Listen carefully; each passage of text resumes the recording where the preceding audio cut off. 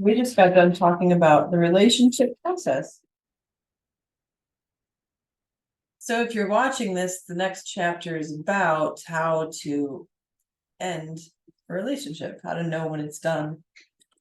And it sounds really silly, but one of the things that stood out to me immensely was if you're in a relationship with someone and the question of, are they nice to you, comes up and your answer isn't yes, that's a pretty good indication that it's something that needs to be addressed. Now, if you're thinking about ending a relationship, there may be a way to fix it. So this doesn't mean just because someone's not nice to you or maybe wants to be a jerk, that your relationship is over and that's it, and you just bail on it. But it's kind of an indication if there's an ongoing pattern of not being nice to each other. So typically that comes from an undiscussed topic, feelings that aren't being let out, and it creates kind of a tension that turns into not being nice. Sometimes that's something you can change, and sometimes it's not. So this chapter is really about when the relationship is done, and there's a piece of it also of acknowledging that it's okay to end a relationship. Sometimes it is done, and there's something there that isn't going to be fixed. Neither one of you is willing to look at or work through or deal with, and it's time to just call it. Hi. You want to share too? I do. I didn't think you were starting yet. So Right. I didn't want to interrupt, but then I just did. This is the part where I start over. It's fine. You just looked a little puzzled over there. I wasn't Yeah, sure. I'm sorry. It's okay. Well, like I was looking to get my brain in the right spot, and then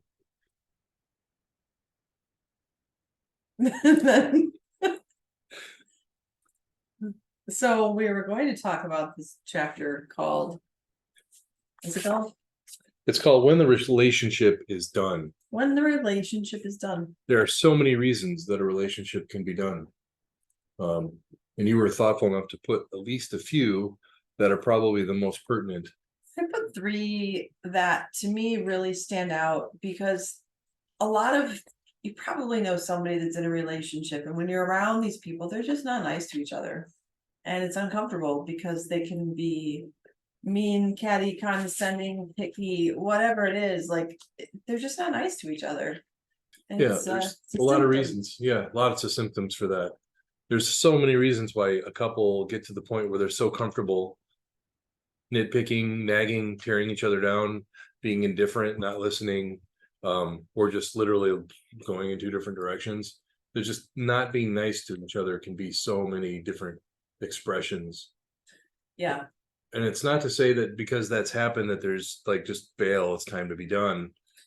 But it's certainly a good sign that it's a clear indication that you either need to go do the work on yourself in your relationship or in the relationship. Because if this pattern is ongoing and no matter what happens, you're going to therapy, you're going to, individual and couples therapy, whatever that looks like, if it doesn't work. And sometimes the story just needs to end.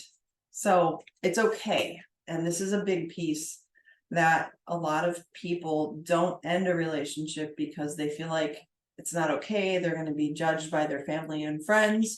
They have to stick in it for the kids, like whatever the reason is. Sometimes the relationship is done and that's what's true. Yeah. And that's the path you need to take. We want to be the kind of people that you are listening to that'll tell you that when it comes to being happy, you have to just be very selfish about it in the good way. This is more self-care than selfish. Yes. Which is sort of the same thing, honestly, but it's really like if you're not being honest with yourself and what you want and need and feel good about, there's a disconnect. So yeah, one of the perspectives that generally society doesn't provide, and we've mentioned it in the other videos, is that sometimes a relationship is just meant to be a time of your life, not the entire time of your life. And we have marriage vows and we have these ideas of mating for life. And when they apply and when they work for the couple, that's amazing. And obviously society needs to grow off of the union of a couple creating society, making humans and building the future so that another generations can happen. But with us, we're saying, is it possible that the relationship you're in was just meant to be for this long? Yeah, there's the reason, season, or lifetime. Yeah. And that's the next thing is when you can't see your future together anymore with that person. And you know, it's real honesty with yourself to consider that, like, where are we going? What are we doing? And if you can't talk to that person about your future and you can't see it yourself, maybe the truth is that your story is ending, and it's okay that your season is ending, you know, or your reason is ending. And it may be that you've been with this person and it was amazing for a couple of years, you know, or even just a couple of months. But when it's clear that it's done, like it's done. Yep. If your current marriage or relationship or partnership, its season was summer and you've both got great, you know, beach wear on, well, now that the season's turned to winter, it doesn't work anymore. And you're still hoping that you can still be warm and you're in a bikini. But you have to decide whether you want to change your season with that person too. And that's a powerful piece of completing a story and starting a new one. So if your story with this person is that you're married to them, and this was in my experience, and that story was coming to an end, so we completed that, and then we started a new story where we were divorced and co-parenting, and that was our new way of relating. So it's not for everyone, but it's one way to do it, is to redefine your relationship, being really honest with what makes sense. Yeah. And I guess one more thing we could say just in that regard is we're pretty sober of the fact that regardless of what society says and demands or expects or whatever kind of pressure that is either real or perceived, look at the divorce rate in the Western world. Look at the amount of cheating that happens. Look at the statistics on, like, I think the last one is 80% of women cause most, or like request most of the divorces. And then men, like, there's a certain level of percentage of the cheating, and there's something really fundamentally at the root of our ability to have a relationship that is sick and it needs help. And if you're in a sick situation and no amount of like antibiotic metaphors are going to make it better. Yeah, sometimes it's time to end it. The other piece in this chapter is about someone calling you out. So when you're in it, you have this idea that nobody knows what's going on, and that may be true. You can kind of hide it. But if you ask a close friend, someone you trust, to tell you what they see in your relationship and how they perceive you, your happiness, and how you show up, if you're willing to hear that, you're going to get a direct, straight, you know what, you guys don't seem like you're good, you know, what's going on. Or you may have the case of an intervention where someone just shows up and says, all right, what the hell, you guys, you've been beating each other up emotionally now as long as I've known you. When is this going to end? I can't deal with this anymore. I can't deal with you complaining about the other person.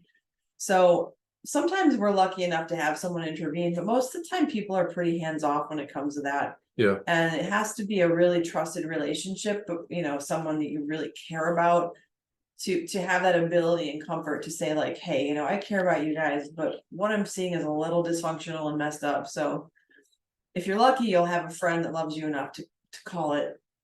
Yeah, and that's different from a family that just might be really critical and not like your partner no matter what they do. Yeah, that's different. So the summary of this chapter is it's okay to end a relationship, and sometimes it's really important to end it. And navigating your way through that, it's going to be a little uncomfortable.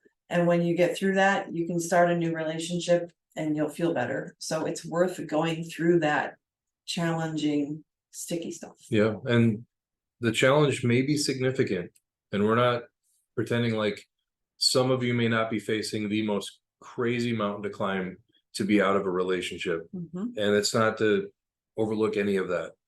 I just don't know anybody that's ever been in an awful relationship, and then you see them 20 years later and they're like, boy, I'm sure glad I stayed. Yeah. You know, and Yeah. they It's always a small step, small choice, and a small movement to get clarity on how to move forward and through it.